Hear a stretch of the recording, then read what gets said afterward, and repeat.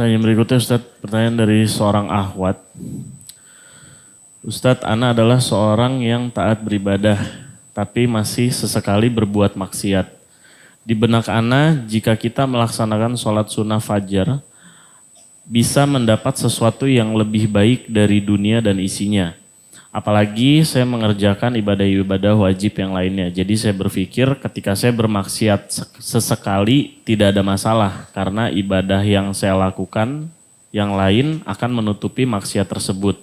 Saya ingin sekali menghapus pikiran-pikiran seperti itu Ustadz. Tapi sangat sulit karena saya jadi suka membanding-bandingkan ibadah yang saya lakukan dengan kemaksiatan yang saya lakukan. Mohon sarannya Ustadz. Iya. Pertanyaan masalah tazkiyatun nafs ini ya, masalah pensucian hati seseorang. Sangat bagus. Jadi begini, kalau ada opsi antara mengerjakan kebaikan yang jelas ada pahalanya dengan mengerjakan dosa yang bisa mendatangkan hukuman, mana yang kita dahulukan? Kerjakan kebaikan. Atau contoh duniawianya dulu. Kalau ada satu pekerjaan mendatangkan keuntungan, dengan satu pelanggaran bisa mendatangkan kerugian. Yang mana kita? Atau investasi menguntungkan, ini malah merugikan. Kita pasti akan pilih yang menguntungkan kan? Nah, jawab dalam diri kita sendiri dan tanamkan sebagai sebuah pondasi. Daripada saya buat dosa di saat yang tadi kita anggap remeh itu, anggap apa deh saya buat dosa di saat ini. Misalnya 1 jam kita buat dosa. Kenapa kita nggak ganti aja dengan 1 jam berbuat kebaikan? Bagaimana caranya? Harus dipaksakan. Kan sabar dalam Islam ada 3 kan? Sabar dalam mengerjakan ketaatan. Duduk di majelis ilmu seperti ini butuh kesabaran. Saya duduk sini ngobrol 1 jam, teman-teman duduk mendengarkan, itu butuh kesabaran. Ya, kita bangun sholat malam lagi ngantuk, kita bersedekah sementara kita butuh kesabaran. Yang kedua ini sabar dalam meninggalkan dosa. Kita semua punya peluang berbuat dosa. Siapa yang tidak punya peluang untuk itu? Untuk zina, untuk bohong, untuk menipu, untuk membunuh. Tapi pada saat peluangnya datang sabar, itu puncak pahalanya di situ. Tolak gitu, jangan lakukan. Baru kemudian sabar atas ujian harian. Nah begitu. Jadi daripada kita mengerjakan dosa itu lebih baik kita kerjakan ketaatan. Dan selalu tanya begini teman-teman sekalian. Kalau saya tidak lakukan kenapa? Gak ada apa-apa. Kalau misalnya ada penawaran zina, dulu kita tidak berzina. Kenapa? Mata kita buta, kuping kita jadi tuli, tangan kita putus. Enggak kan? Cuma gejolak dalam hati. Jadi lawan saja. A'udzubillahi minasyaitonirrajim, baca beberapa ayat Al-Quran, berdoa kepada Allah, tidur, bawa tidur. Udah besok pagi bangun sudah tidak ada masalah. Biasanya begitu. Bahkan kata Nabi SAW, siapa yang menurunkan pandangannya dari yang haram di saat itu, dia gejolaknya hatinya ingin lihat, tapi dia turunkan pandangannya, Allah akan tanamkan kenikmatan iman untuknya sampai hari kiamat. Bukan cuma semasa hidup, dia akan rasakan terus mampunya sampai hari kiamat kata Nabi SAW. Jadi walaupun dia meninggal, dia merasakan manfaat turunkan pandangan dari yang haram itu. Satu kali. Jadi mau tonton, mau ketemu, mau tatapan, itu ditahan. Gejolaknya ada, tapi ditahan. Nabi Yusuf alaihissalam sudah menahan. Allah berikan kekerajaan setelah itu. Gitu kan? Allah berikan janji-janji yang besar setelah itu. Jadi memang pondasi itu yang harus ditanamkan dulu. Daripada saya kerjakan dosa, lebih baik saya kerjakan ketaatan. Terus yang kedua, kalau saya tidak kerjakan dosa, kenapa? Nggak ada masalah sebenarnya. Gitu kan? Dan ini jelas bisikan syaitan supaya kita menganggap remeh. Kita akhirnya menganggap, oh saya sudah banyak buat kebaikan kok, tidak apa-apa saya buat dosa ini. Bagaimana kalau pas buat dosa terus meninggal? Kan jadi su'ul khatimah. Untuk apa? Ya, orang yang meninggal teman-teman sekalian berharap kembali ke dunia, sujud sekali baru meninggal lagi. Kan pernah saya kasih contoh. Kalau detik ini ada orang di antara kita tiba-tiba melihat malaikat maut. Kemudian malaikat maut itu dia lihat, yang lain tidak lihat. Dan malaikat maut mengatakan 5 menit dari sekarang ruhmu akan saya cabut. Apa yang dia kerjakan pada saat itu? Dia masih mau lagi berzina, dia masih mau lagi cari makanan kesukaannya, dia masih mau kumpul sama temannya. Mungkin dia lupakan semua orang yang di sekitarnya. Karena dia melihat malaikat maut yang lain tidak lihat. Bagi dia sekarang 5 menit lagi saya akan mati. Saya yakin dia akan melakukan perbuatan yang terbaik. Apakah itu sholat misalnya, atau dia baca beberapa ayat Al-Quran, atau dia bertobat dari dosanya. Sebenarnya kita tidak harus tunggu malaikat maut itu datang dan kita lihat, karena setiap saat dia bisa datang. Maka harus kita sadar, dan kalau kita tidak sadar ini, sadari dan tanamkan dalam diri kita seperti ini teman-teman, kita akan selalu muncul was-was kayak tadi. Oh toh saya selalu hadir majelis ilmu kok nggak apa-apa saya buat dosa begini. Nggak bisa. Semua dosa ada konsekuensi hukuman.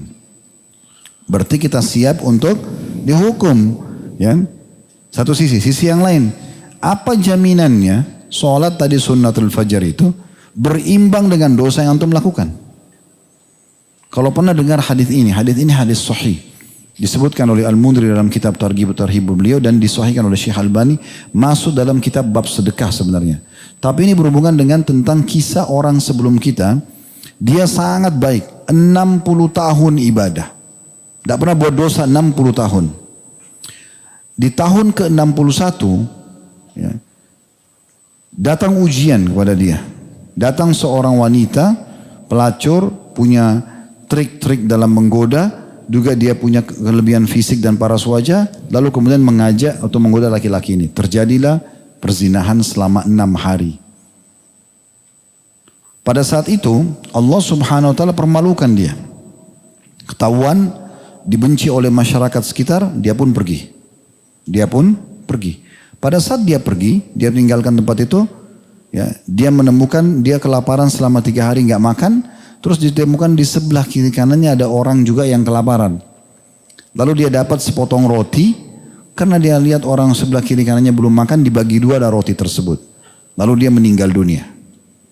Wafat dia pada saat itu. Nah waktu dia wafat kata Nabi SAW, ditimbanglah amal dia yang 60 tahun ibadah. Ya, dengan 6 hari zina. 6 hari zina lebih berat daripada 60 tahun ibadah. Ibadah ini masuk dalamnya sholat, masuk dalamnya ibadah-ibadah semuanya. Dikalahkan dengan 6 hari zina. Coba bayangkan.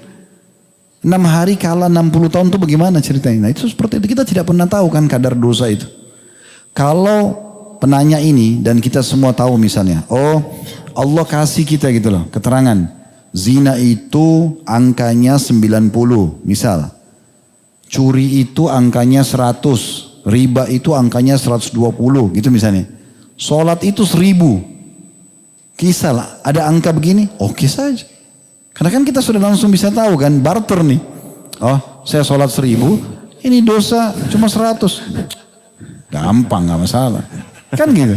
Masalahnya kita tidak tahu. Masalah kita, dan hadis tadi yang baru saya sebutkan, hadis sahih, menggambarkan beratnya dosa itu. Karena 6 hari zina ngalahin 60 tahun ibadah itu luar biasa. Kan gitu. Jadi jangan anggap remeh. Ya. Bahkan kadang-kadang amal saleh juga terbalik. Bisa mengalahkan banyaknya dosa. Seperti orang tobat di akhir hidupnya. Sekian tahun buat dosa. Dia tobat lalu Allah bersihkan dosanya. Kemudian masuk surga. Bisa saja. Tapi ada poin penting di sini. Mungkin saya tutup pertanyaannya dengan ini ya. Teman-teman sekalian. Amal saleh itu. Yang akan menambah iman kita. Memang tujuannya dipelajari dan diterapkan. Nah. Sebaliknya dosa dan pelanggaran maksiat ini dipelajari untuk dijauhi. Nggak usah dicoba. Nggak usah coba. Dan antum tidak rugi kalau tidak coba. Babi haram. Nggak usah bilang, oh babi haram. Tapi mungkin saya mau coba. Siapa tahu dagingnya memang enak. Bisa. Nggak usah. Untuk apa? Oh khamr. Coba saya mau coba dulu. Ini saya mau coba dulu. Nggak usah coba dulu. Karena memang itu buruk. Dan itu sebagai bentuk ujian. Kecuali Allah membebankan kita. Misalnya kita punya syahwat. Tapi Allah larang, tidak boleh interaksi sama lawan jenis. Nggak ada pernikahan. Ya wajar orang terjerumus. Allah kasih kita potensi tubuh kita butuh protein hewani misalnya. Tapi Allah larang semua daging. Tidak boleh kita makan. Bukan cuma babi misalnya. Itu wajar orang terjerumus. Oh ini tidak. Iya kan? Udah tetap aja dalam istiqomah. Dan ingat memang teman-teman. Antum mulai istiqomah seperti ini. Itu kalau dulu sebelum antum ikut pengajian. Yang goda antum itu setannya yang kerucu-kerucu itu. Ya. Yang belum ada ijazah SD-nya. Nah. Kalau antum sudah mulai ikut taklim, ini yang nggak bisa itu yang goda, nggak bisa, nggak mempan, harus yang selevel sama antum. Itu ustadz atau kiai, oh yang goda kelasnya beda lagi, yang begitu. Iblis itu pintar, dia goda. Para nabi-nabi yang goda langsung iblis, gitu kan? Bahkan para sahabat ada yang digoda oleh iblis juga, gitu kan? Yang mencuri makanan Abu Hurairah itu kan dikatakan syaitan.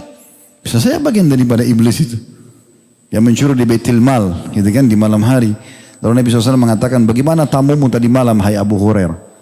Dia mengatakan, ya Rasulullah, dia punya anak banyak, maka saya maafkan. Kata Nabi, dia bohong, dia akan kembali. Dan setelah 3 hari baru Nabi mengatakan, itu syaitan yang menjelma. Gitu kan? Jadi memang kalau kita harus tahu, makin tinggi level iman kita, makin bertambah ilmu, itu pasti yang goda kita juga makin kuat. Maka kita harus terus konsisten. Yang penting teman-teman begini, cara menyelamatkan diri dari syaitan 2, sederhana. Setiap ada bisikan, a'udzubillahi minasyaitonirrajim. Lalu yang kedua, terus jalankan amal soleh itu. Yang jadi masalah ini kalau kita tidak mengerjakan amal soleh.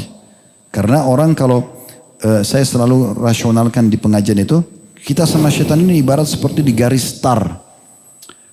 Kalau kita masih di situ aja, syaitan ini sebagai rival kita, dia bisa mengatakan, kau nggak bisa, kau akan kalah. Dia jatuhkan kita secara jiwa. Nah kita jadi down di situ ya, kita jadi tidak semangat lagi untuk ibadah sekali. Tapi kalau kita sudah mulai, walaupun kita tidak usah lari, berjalan aja. Maka syaitan untuk menggoda kita, dia juga harus berjalan. Minimal kecepatannya seperti kita. Kalau kita berlari, dia juga harus lari.